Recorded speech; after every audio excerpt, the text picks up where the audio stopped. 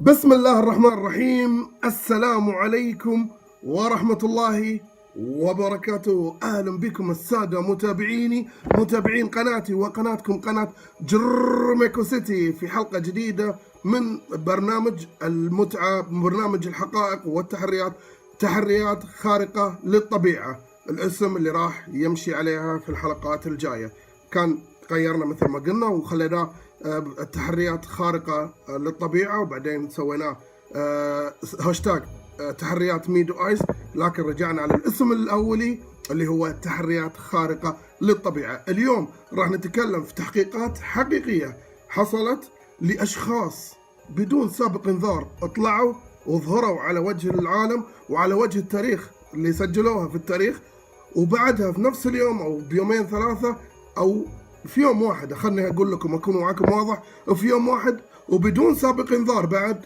اختفوا فجأة ولا حد عرف عنهم من تواريخ قديمة من بداية السبعينات والثمانينات حتى يومنا هذا، ما يدرون عنهم أبدا أي ظهور أو أي مشاهدة ثانية.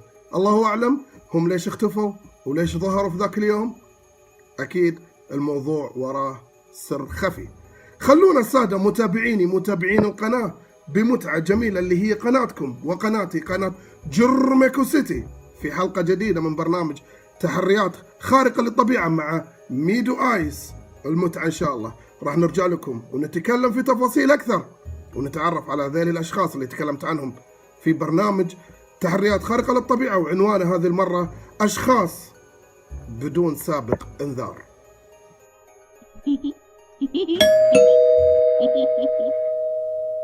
Someone's always watching me. Someone's always there. When I'm sleeping, he just waits and he stares. Someone's always standing in the darkest corner of my room. He's tall and wears a suit of black, dressed like the perfect groom. Where are you going? Why won't you stay? They might be scared. طيب رجعنا لكم السادة متابعين القناة، قناتكم وقناتي قناة جرميكو سيتي وميدو آيس معاكم. طبعا اليوم الوضع كلاسيكي، لبسي كلاسيكي والوضع كذا كلاسيكي، مثل ما انتم ملاحظين كذا، الكاب قديم، حركات كذا. المهم ما علينا. اليوم راح مثل ما قلنا قبل الفاصل أو قبل المقدمة بأن عندنا قضية مهمة جدا جدا جدا، وتحرياتنا راح تكون لأشخاص ظهروا في يوم واحد على وجه العالم، على وجه التاريخ، واختفوا بعدها بيوم. اختفاء يعني ما أقدر أقول لكم. خلونا نوضح الصورة أكثر وأكثر مع تحرياتنا ومعاكم.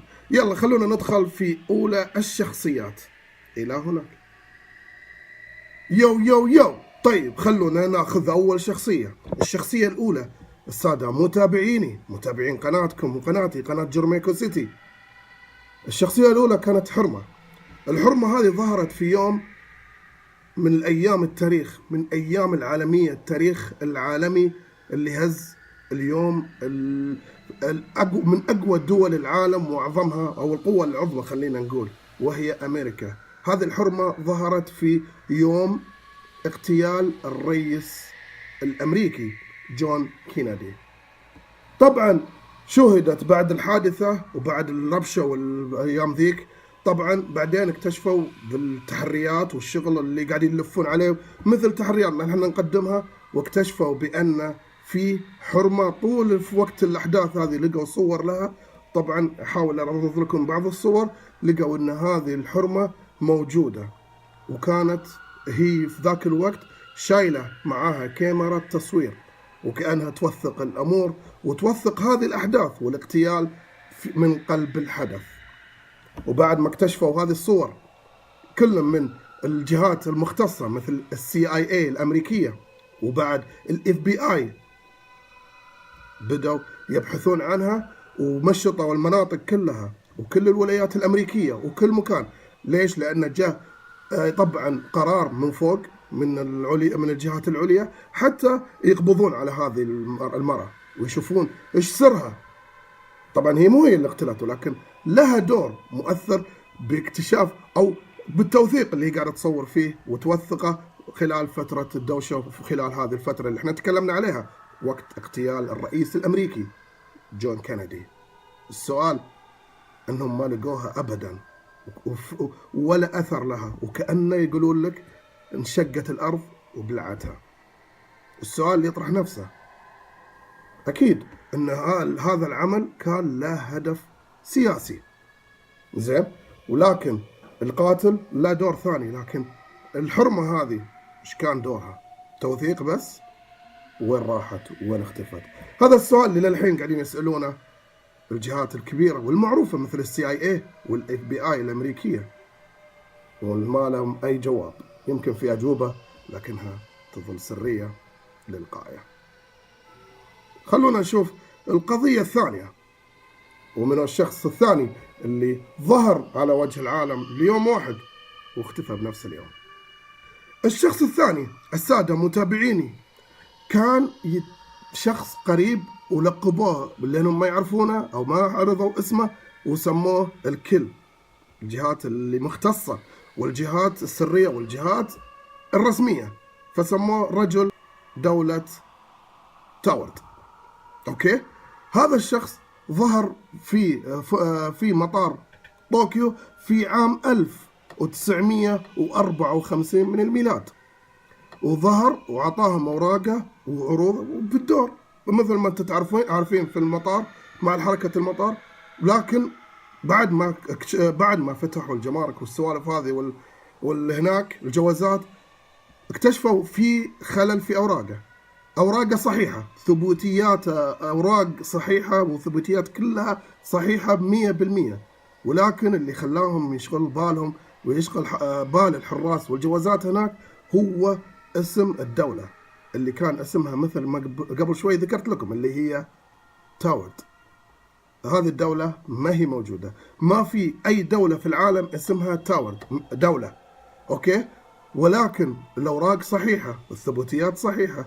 فبعد ما كذا شكوا الحراس والجوازات هناك، بدأوا يدققون في الموضوع ويسوون بحوثهم أكثر وأكثر وإجراءاتهم. وبعد كذا اكتشفوا مع السؤال واليمين واليسار، اكتشفوا بأن أوراقه مثل ما قلت لكم صحيحة من 100%، وأن دولة تاورد موجودة من قبل أكثر من 1000 سنة.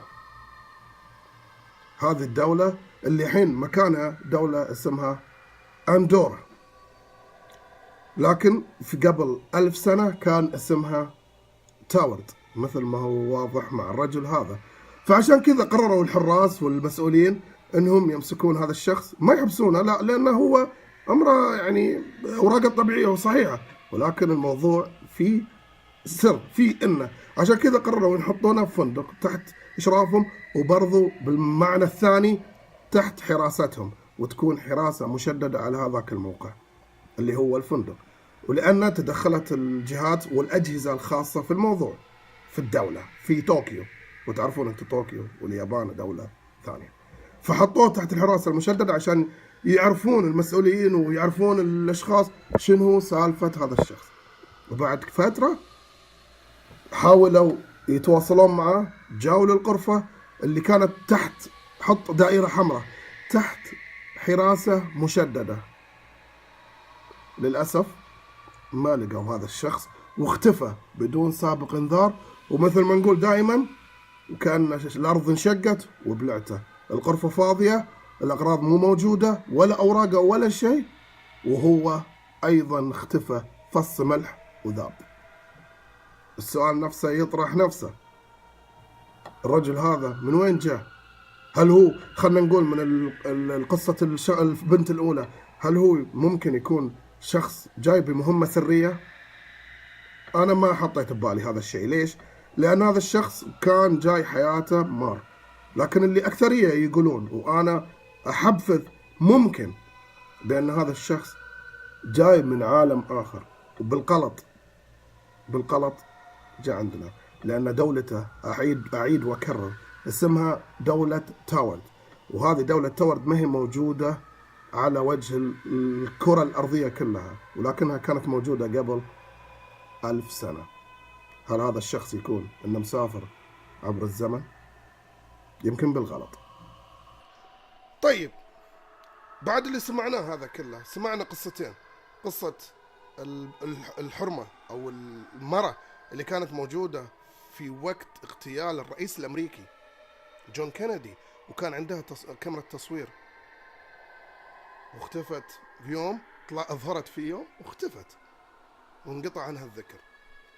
إلى سالفة الشخص الثاني اللي تونا منتهي من كلام عنه، اللي هو رجل طبعا دولة تاورد اللي ما حد يدري عنها، أو كانت موجودة قبل 1000 سنة. أفكر بيني وبين نفسي وأقعد أتحرى الأمور، تحريت وسألت يمين يسار، لقيت أنه في عام 1954 هالموضوع اللي صار في طوكيو، في تحديدا يعني في مطار طوكيو في اليابان، لين 2019 اللي هو يومنا الحالي. الرجل اختفى. كيف اختفى؟ كيف؟ الله أعلم. أنا أقول الموضوع أعلى مننا، أعلى من تحرياتنا، من تحريات اليابان طوكيو، من تحريات CIA أمريكا و. طيب، المهم وما يهمكم إلا المهم، كذا احنا وصلنا إلى النهاية.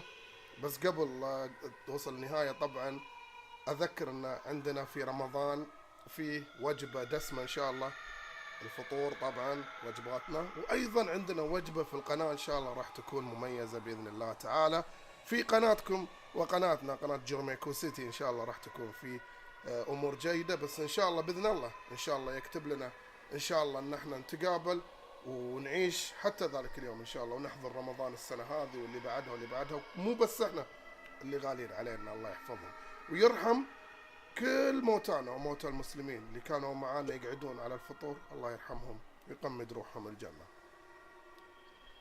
اللهم صل وسلم على نبينا محمد وعلى آله وصحبه وسلم تسليما كثيرا.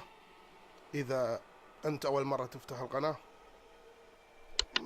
سوي سبسكرايب واشترك في القناة، وبعد إذا أنت اشتركت في القناة وتبي تصير أول واحد تتابع مدري إيش، سوي التنبيه الجرس عشان تجيك تنبيهات، وتسوي لايك إذا عجبتك الحلقة.